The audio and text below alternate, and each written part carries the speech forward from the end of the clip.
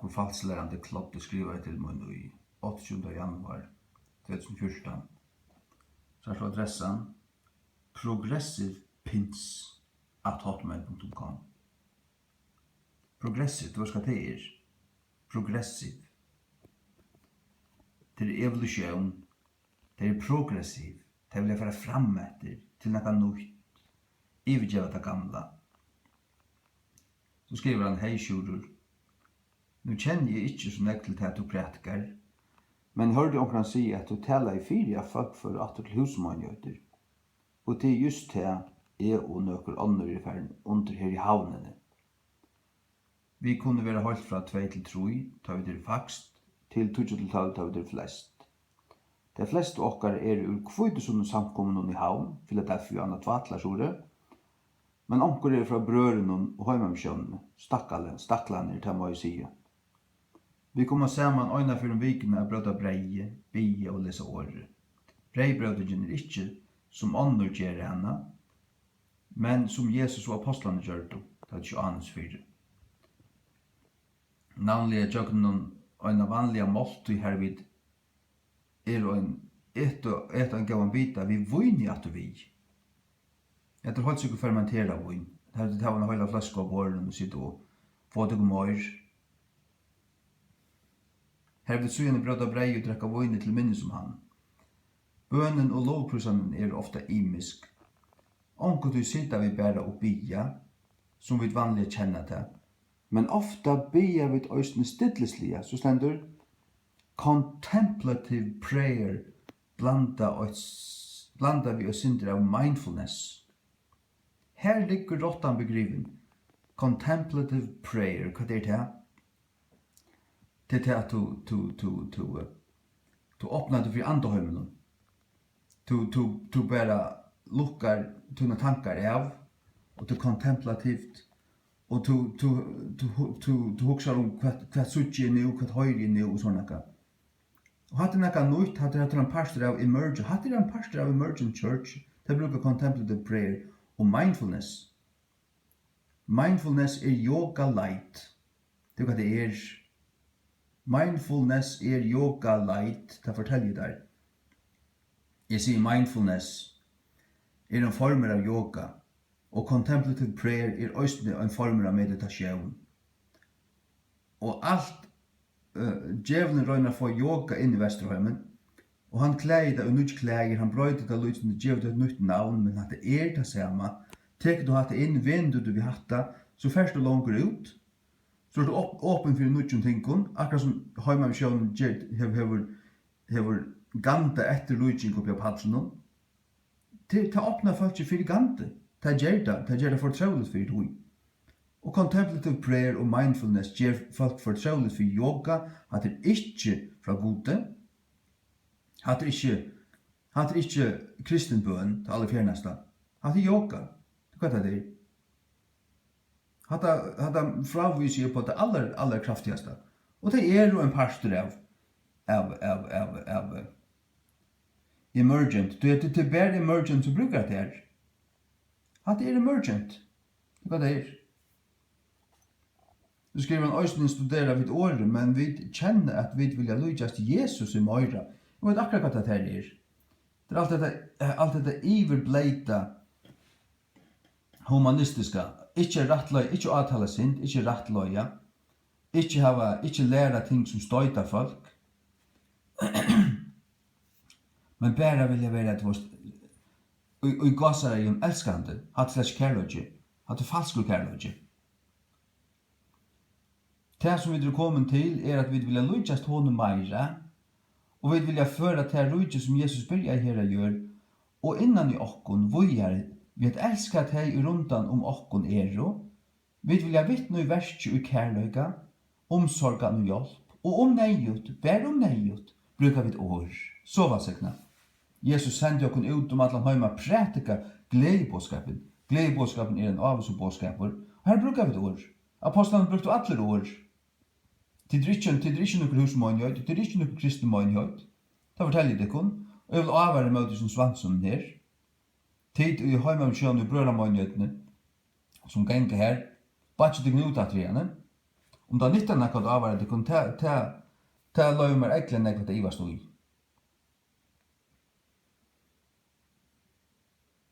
Jeg skriver så attur, hygg etter hesson rakna vi og klorvakna. Sendt dem trudja lunch. Så sier vi ikke emergent eller katolikker. Skriver vi ikke emergent eller katolikker. Det er kaldsvart likn. At det er emergent. Det vil jeg bare ikke kalla seg det. Så skriver vi whatever. Til du tyverri ut i McLaren frafattlun. Nå er sitt til arbeids. Venden seg om.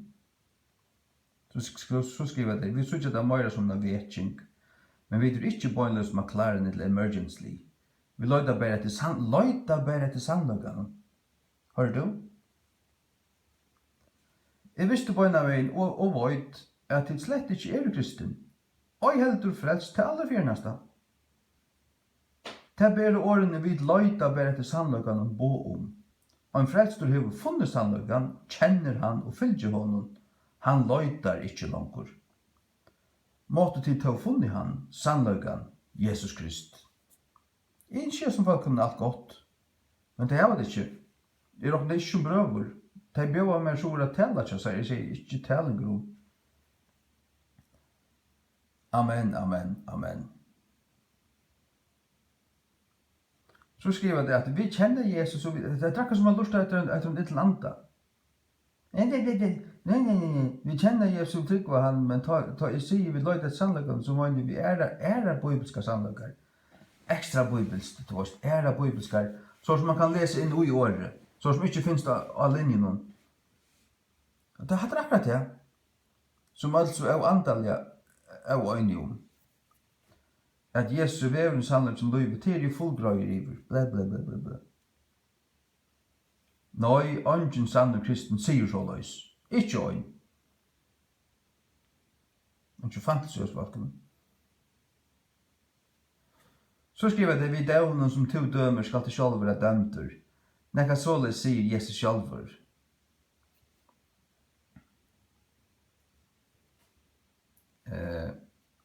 Så skriver jeg har ikke dømt til, men det gjør Jesus, om du ikke vender om.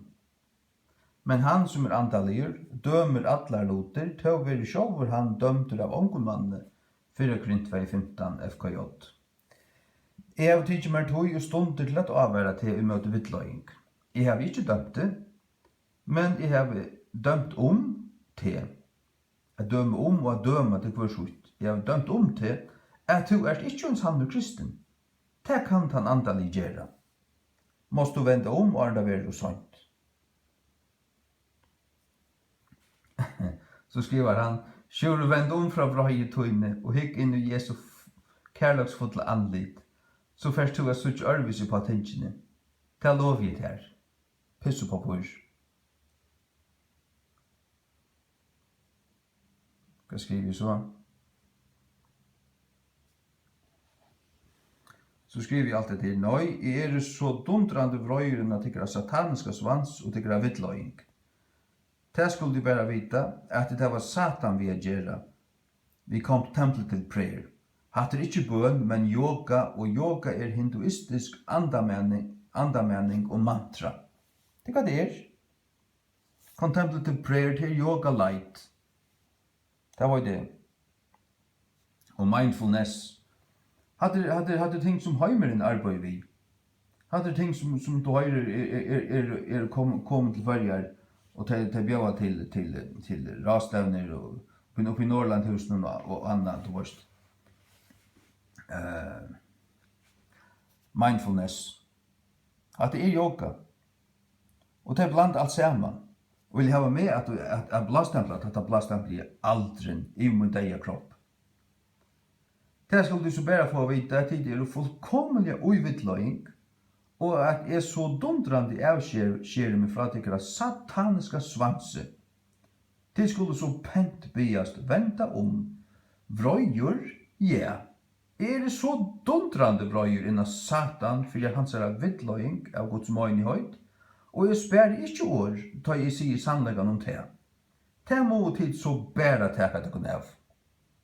Jesus kommer kjøtt atter og vender det ikke om og en tog, så færa tid dundrande i svartaste helvete. Så er det avværig om det.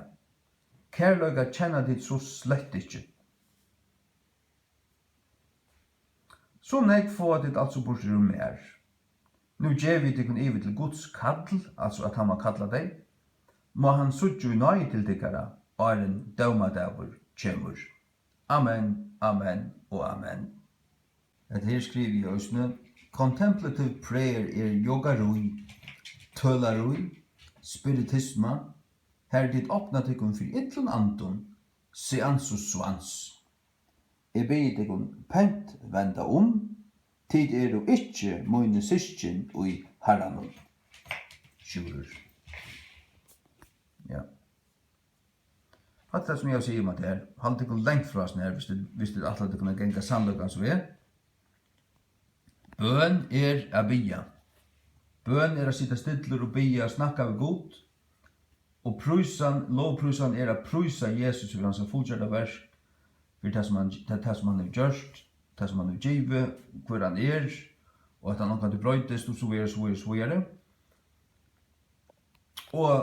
Men jeg opplever som det at God kan tala til meg, til han kan gjørst. Begge vi hørbærer rødt, og stilt inn i hjertan, og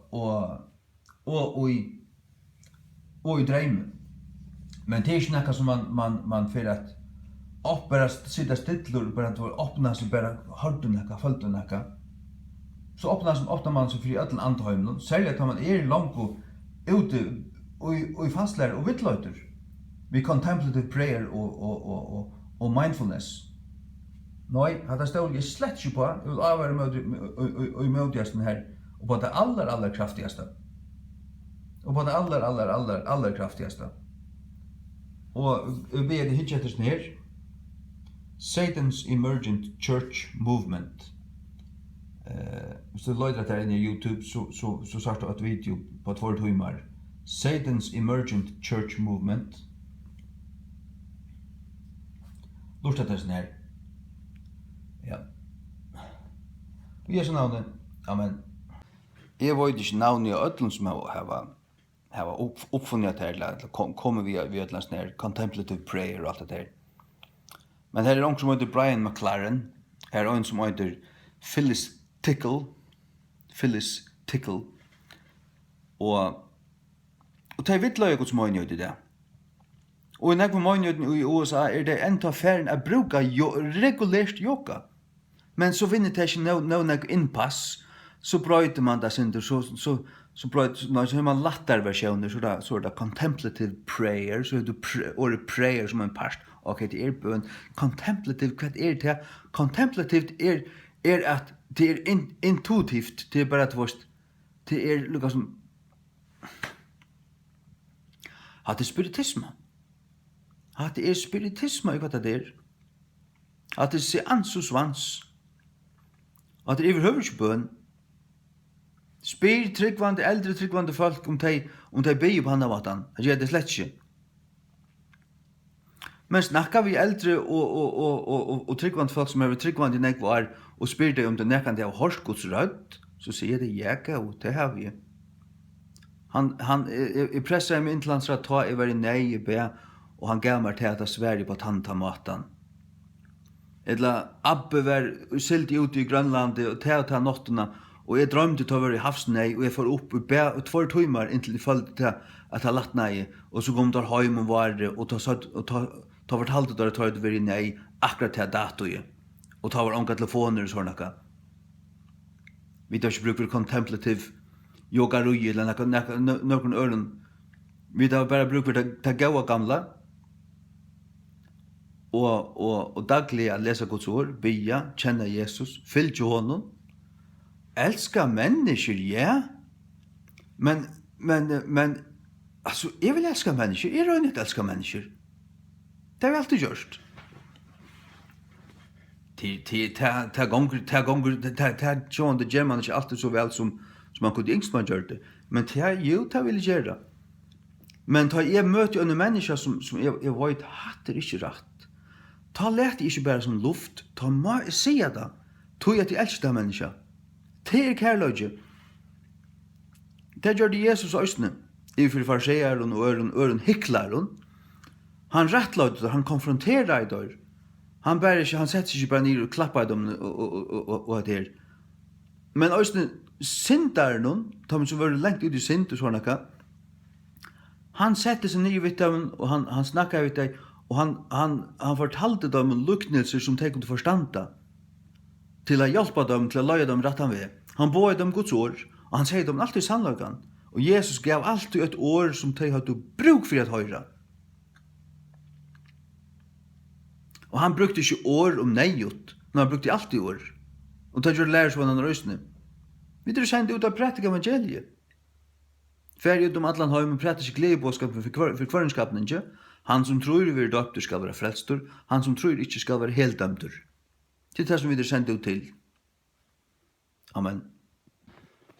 Det er utroligt at faktisk falsklærer at han falsklærer skal prøve å kontakta meg. Falsklærer at han falsklærer. Det har opplevd flere fyrir. Og skriva til moin, du veist, hei det som vi lærer, du veist, hva sier du? Du veist, prøva meg av. Kanst du ikke blastempla okkur? Kanst du ikke sige godt for okkur?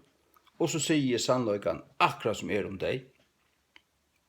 Og så jeg ikke noe elskande i ditten datten. Jo, jeg akkurat elskande. Jeg akkurat så elskande som jeg skal være. Vi har sier til sannløykan om at her. Sannløykan. Ja. Yoga hinduisma. Hva gjør man og yoga? Man setter seg og tømer hoan og åpner seg for ødlun. Aukritiskt.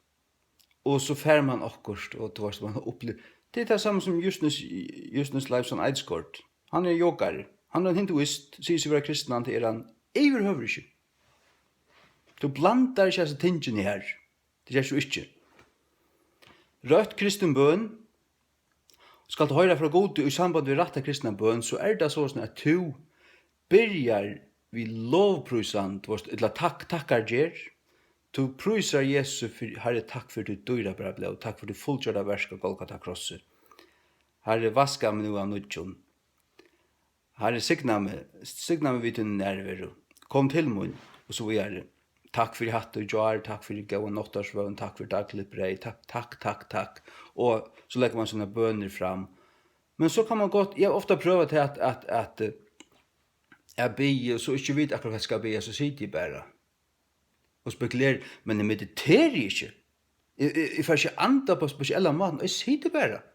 Jeg kjenner Guds nærvær, og så har jeg ber til tungen, så ber jeg etter førskånd. Det er også til at man husker hva man skal be om. Vi kvarst altså.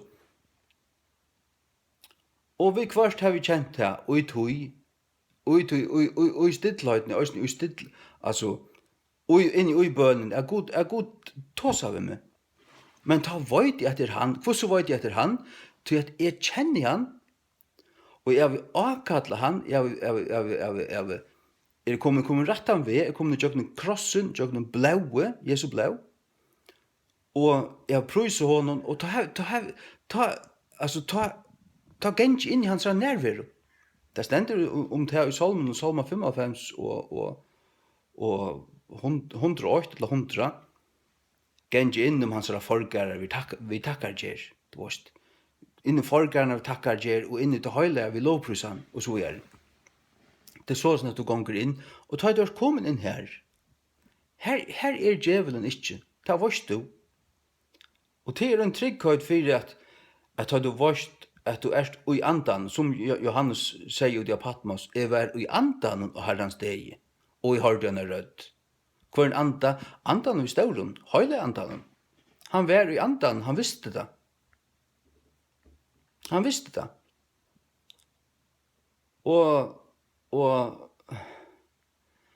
Men ta det øyde contemplative. Det som kallar seg contemplative, det som kallar seg mindfulness, var du satt Kristi, det søker ikke etter tog som heimeren og jesuitaner og yogarner brukar. Det søker ikke her, alt det som vi brukar, det finner vi i Guds åre, og i kristnene, og i kristendømen, og i kristentrunnene, til det som vi øya.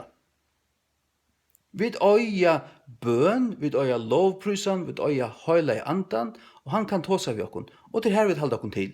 Vi får ikke søkja nekka anna. Vi tar ikke bruka nekka metodo at anda spesiella mata, såløsner, sita såløsner, og røykjelse, eller nekka som ikke sårit. Det er ikke bruka nekka yogi skal læra okkon nekka som helst. Ikke. Kristen trygg hever ikke til felags vi hinduismo, mohammedanismo, eller nekre æra såkallega trygg. Det er falska tryggver. De kjenner ikke god, de har ikke veien til god. De har ikke veien til gods. Det har vi kristne. Og veveren øyter Jesus Kristus. Og han er sannløgjen. Hev du funnet han, så løyta du ikke mer. Så løyta du ikke mer. Ingen kristen sier at jeg løyta et sannløgjen. Nei, jeg fann han, jeg fann Jesus. Jeg lærer enn, men det mestlige til at er våren verre ved til at mennesker som er blevet sånn frelst, snakket vi det 8 år skjøttene, så er det utrolig hva det er lært.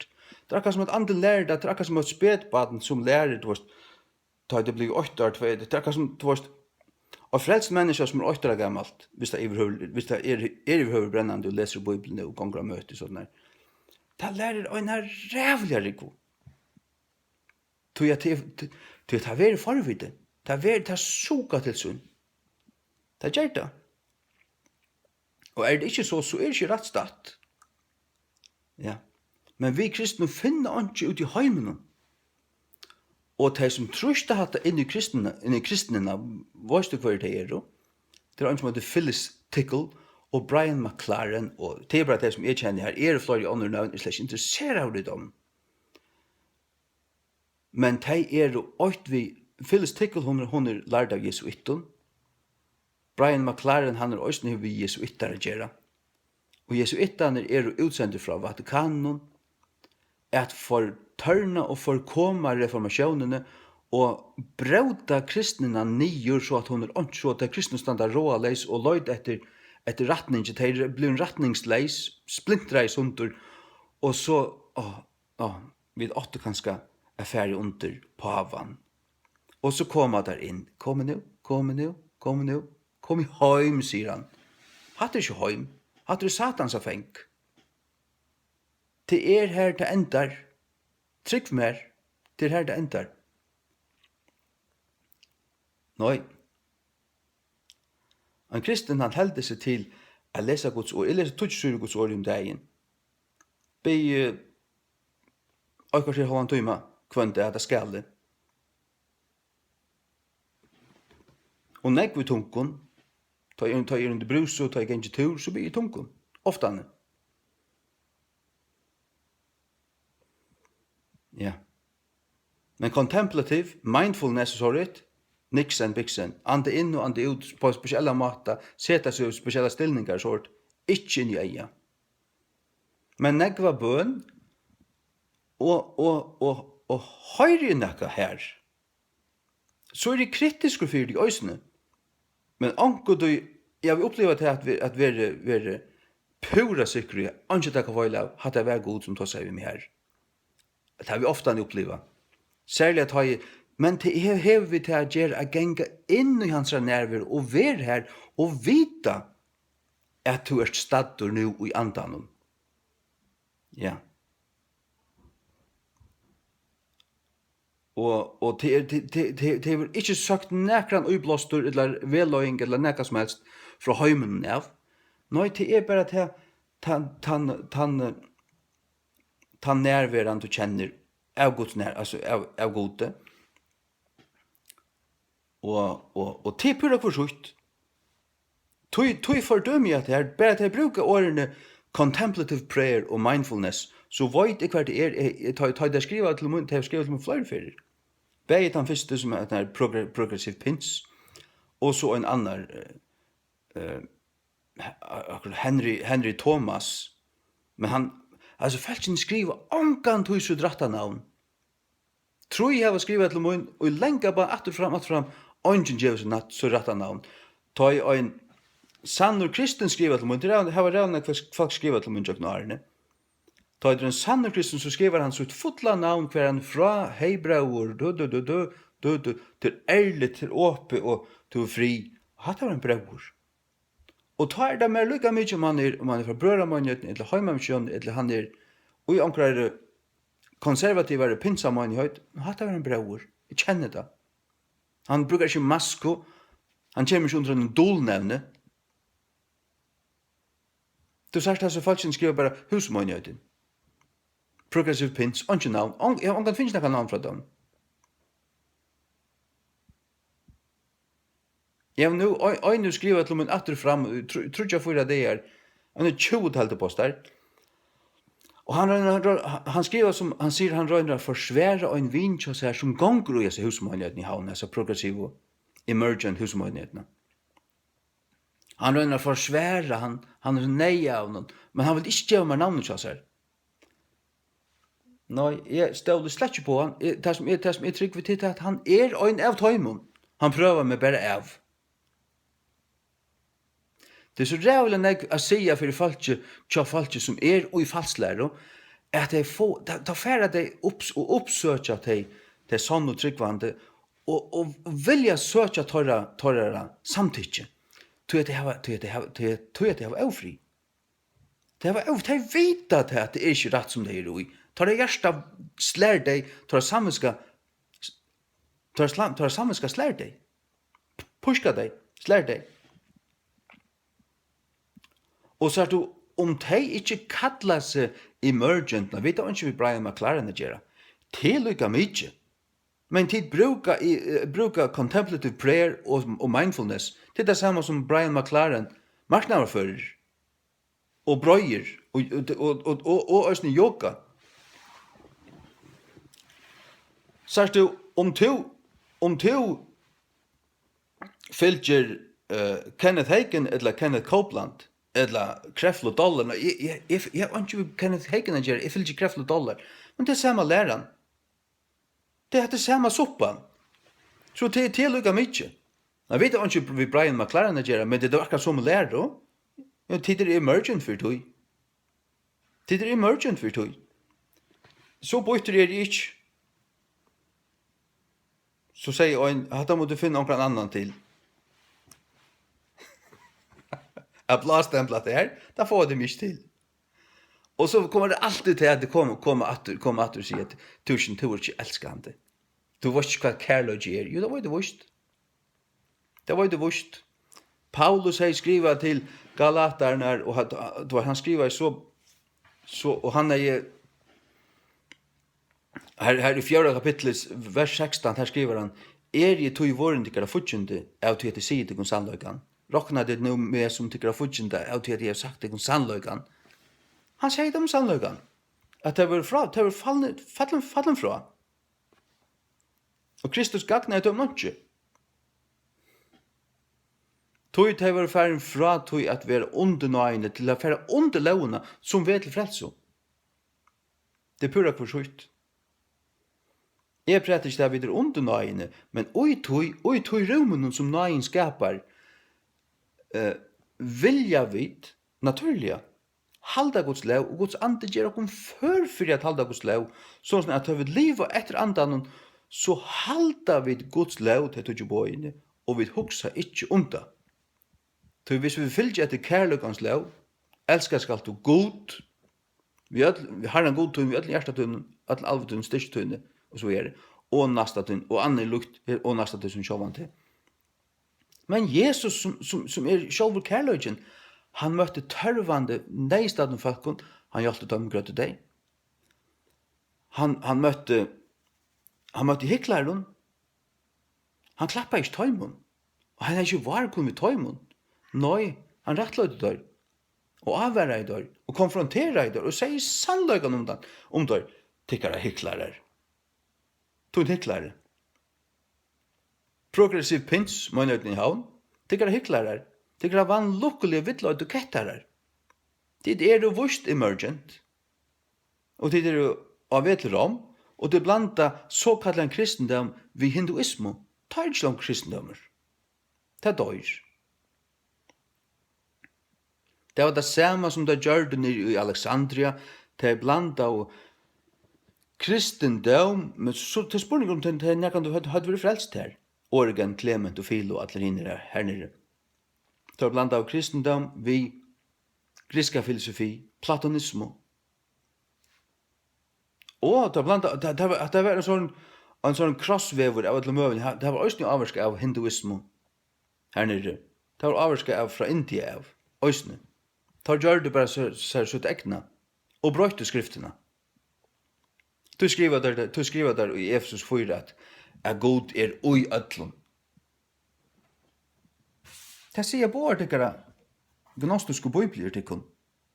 Det gjør det der. Boja mer.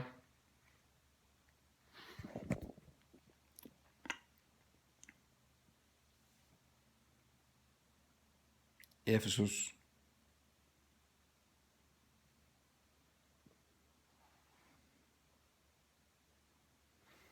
Efesus 4, altså nu leser jeg først King James så at hon sier det rette, men jeg skal for å si at hva tikkere bibler sier. Jeg vet at de bruker slett først King James. Tiden til det fløyt jo hva de bruker.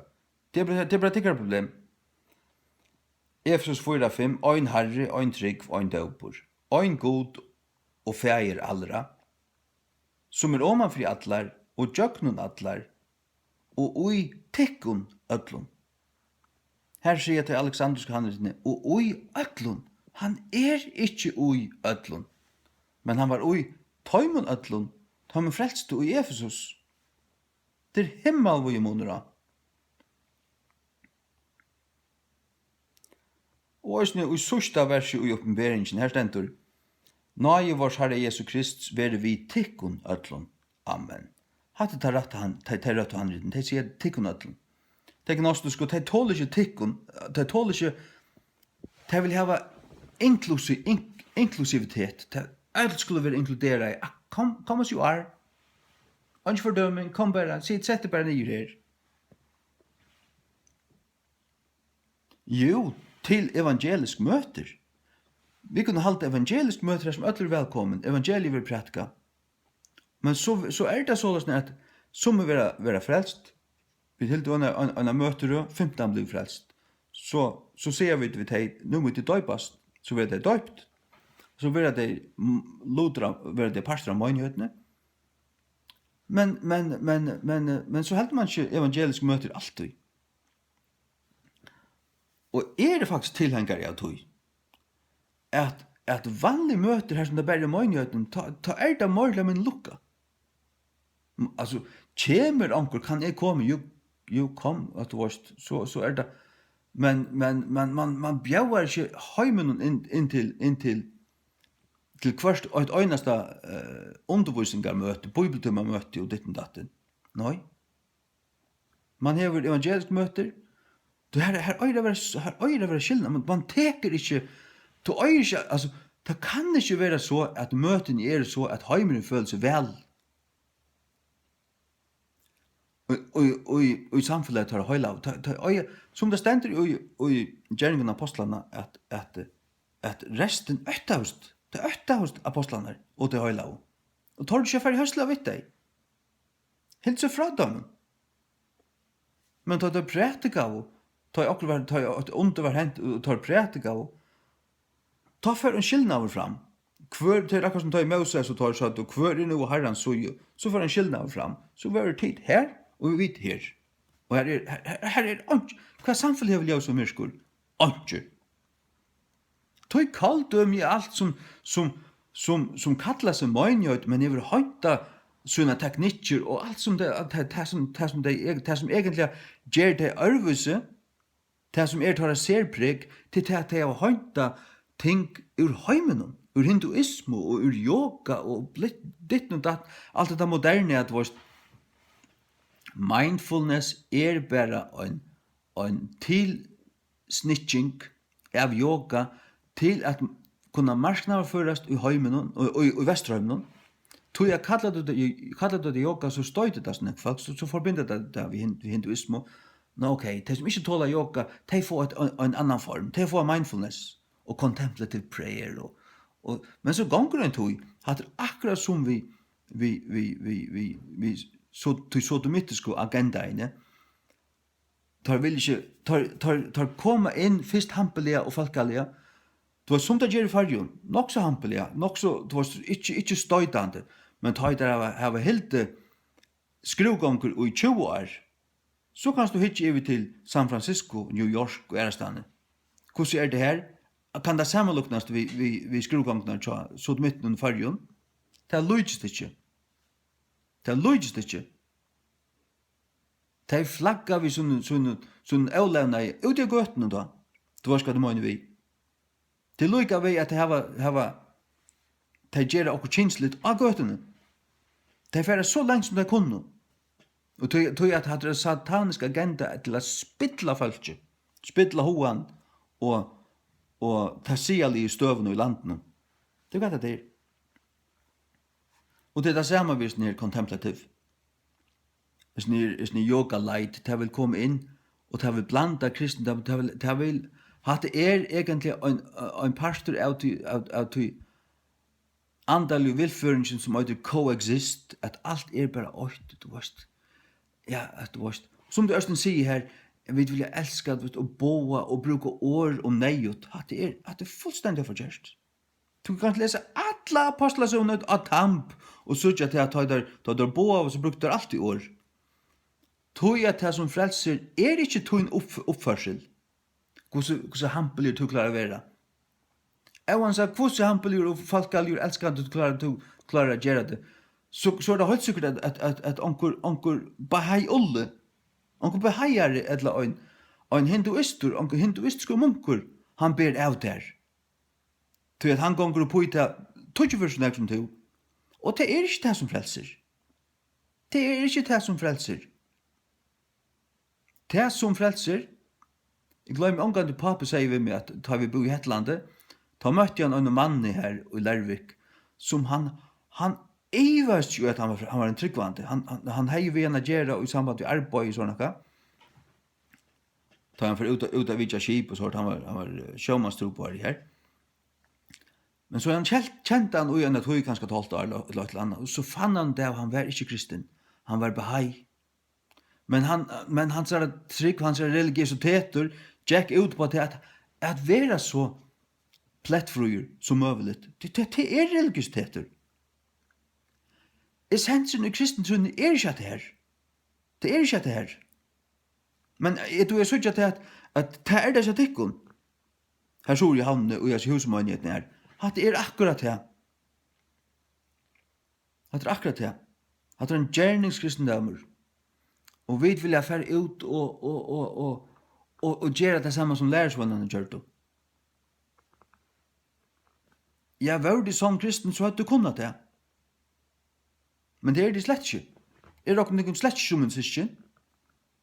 Og den første som skriver til meg, han bjør meg så, jeg vet ikke at jeg kunne ganske tale her, men så skilte jeg til, ta jeg så jeg bare i årene her, contemplative og mindfulness, niksen, biksen, nå vet jeg hva det er. Var det den sånn kristne måned, så hadde jeg i årene ikke kommet ut til grann munnen. Og så som man så skriver som de har, så sier jeg, vi er bare en gruppe av tryggvande folk som løyde et sannlagan. Nå, så kjenner jeg til Jesus. Det visste jeg fra utgangspunkten av at jeg ikke gjør det. Det visste jeg.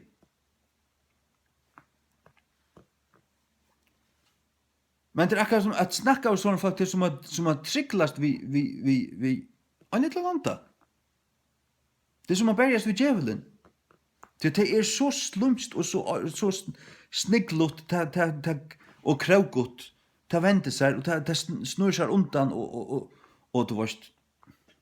Jeg tror ikke. Jeg sier til sannløkken. Og avhver det kun, og sier at det er falskt, og så er det det. Så må du bare takke det herfra.